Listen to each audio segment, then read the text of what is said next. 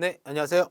네, 신동환입니다. 자, 이제 자유목 지역에서 이어서 이제 자유목 지역의 지정 요건부터 보도록 하겠습니다. 자, 지금까지 봤던 거는 산통부 장관이 자유목 지역을 지정한다라는 게 핵심이었고, 그다음에 입주기 업체 관리권자라는 표현이 있었죠. 그리고 예정이라는 표현도 있었고, 자, 자유목 지역은 다음 요건은 모두 같은 지역에 대해서 지정한다라고 되어 있습니다. 자, 요건이요, 중요합니다. 자, 다음 어느 안에 해당하는 지역으로서 화물 처리 능력 등 지정 기준에 적합할 것이라고 되어 있어요. 지역이죠. 자, 보면은 산업단지, 그러니까 이런 것들 앞에 외울 필요 없어요. 산업입지 개발 필요 없습니다. 그죠? 산업단지, 그다음에 공항 및 배후지, 공항 있고 뒤에 배후지가 있죠. 자, 운영하기 위해서 공항 등을. 다음 보시면은 물류터미널 및 물류단지, 그다음에 항만 및 배후지. 그래서 같은 거예요. 공항, 항만 및 배후지, 그다음에 산업단지, 물류터미널, 물류단지라고 되어 있습니다. 그죠? 그래서 저도 이제 근데 이제 인천공항 이제 뭐 해외 여행하려고 가다 보면은 이제 가기 전에 보면 이제 뭡니까 좀 약간 회색 빛깔의 그 창고들이 많죠. 그 업체 뭐 창고명들이 있고 거기다 바로 다 여기에요. 물류터미널, 물류단지입니다. 그러니까 저도 이제 거기에 어떤 큰 창고 위에서 이제 어떤 관세 보면서 일을 했었어요. 거기서 한 2년 반 정도? 그렇습니다. 자, 그다음에 두 번째 보시면은 도로 등 사회 간접자원 시설이 충분히 확보되어 있거나 확보될 수 있을 것이라는 거예요. 보다 이런 많은 물품들이 이제 왔다 갔다 많이 하려면 이러한 그 확보가 되어 있어야겠죠. 그죠? 세 번째, 물품의 반입 반출을 효율적으로 관리하기 위해서 필요한 통제 시설이 설치되어 있을 것. 그래서 있거나 통제 시설의 설치 계획이 확정되어 있을 것. 이미 있거나 그래서 그럴 계획이 있을 것. 그러니까 이런 것들 통제하기 위해서는 통제 시설이 있어야 됩니다. 그래서 자유문지역 가보면은 그 통제 센터가 돼 있어요. 다 있습니다.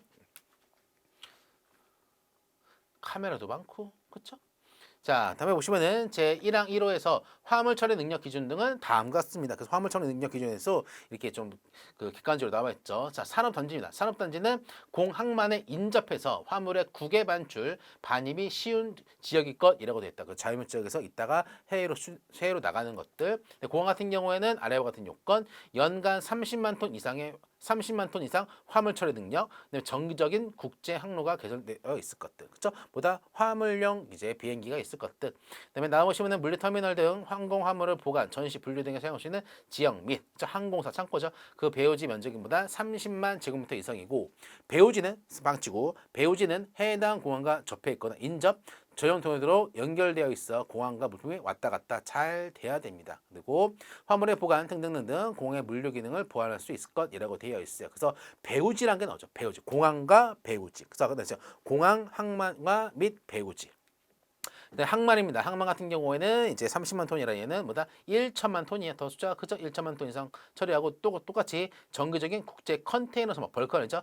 컨테이너 선박 항로가 개설되어 있을 것들. 그리고 3만 톤급 이상의 컨테이너 선박 전용 부두가 있어야 돼. 배 같은 경우는.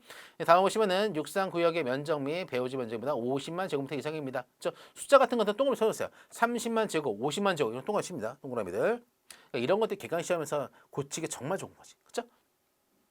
자, 배우지는 또 항만과 접합 있어야 되고 또는 전용 도로로서 연결되어 있어야 된다라는 거다. 그래서 이런 것들이 뭐다? 물류 기능을 보완할 수 있어야 된다. 자, 근데 물류 단점이 물류 터미널이에요. 자, 다음 요거 모두가 찍고 있을 것 모두입니다. 연간 1천만 톤 이상의 화물을 처리할 수 있는 설비, 반입 물량의 100분의 50 이상, 즉 물품이 들어오게 되면은 50% 이상은 외국으로 나가야 돼. 그리고 외국으로 또 반입된 물량의 20% 이상이 국외로 반출되거나 반출될 것으로 예상될 것이라고 되어 있습니다. 그죠? 자, 이번에 이제 외국으로 이제 반입되거나 그러면 국외 반출되고 숫자 보세요. 50%, 20%라는 거. 국외 반출이 이제 그 자유무역 지역은 외국이잖아요. 그죠? 외국에서 국외로 나가는 거 이런 뜻이죠. 그다음에 이제 면적보다 50만 제곱미터 이상입니다. 숫자는 다 동그랗게 치세요. 자, 그다음에 통제 시설입니다. 보면 이제 이런 것들 있죠. 제가 아까 지난 시간에 말씀드린 것처럼 자동차를 타고 왔다 갔다 할 때 통제 센터도 있고 관제소도 있습니다. 자, 담장 등등등 외국품의 불법 유출이 도난 방지 등을 위해서 이제 그런 기준 등을 충족할 것. 그다음에 검사 시설 등이 있을 것이라는 겁니다. 그죠? 통제 시설은 자, 자유무역 지역의 변경이라고 되어 있어요. 자, 자유무역 지역을 지정을 한다고 되어 있습니다. 지정에 대해서 변경도 할 수가 있습니다. 자, 지정 요청한 중앙행정기관장은 운영을 위해서 필요하다고 인정하는 경우는 산업통상부 장관한테 위치, 면적 등에 대해서도 변경을 요청할 수가 있습니다. 지정 사유가 그리고 산업통상부 장관부 장관은 지정 사유가 없다고 인정하거나 지정 해제를 요청받는 경우는 해제입니다. 해제할 수가 있어요. 그렇죠? 자, 3번 보시면은 변경 또는 지정 해제에 관해서는 산통부 장관 같은 경우에는 이제 협의를 해가지고 지정 해제를 변경 또는 해제를 합니다. 그렇죠? 그래서 이렇게 그런 경우는 이제 고시를 하고 그 내용을 통지를 합니다. 해제 다 했다고.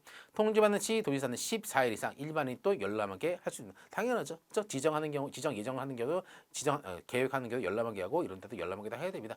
다만 자유무역 지역의 경면 변경 같은 경우에는 이제 산통부 장관은 협의하지 않고 이제 할 수가 있습니다.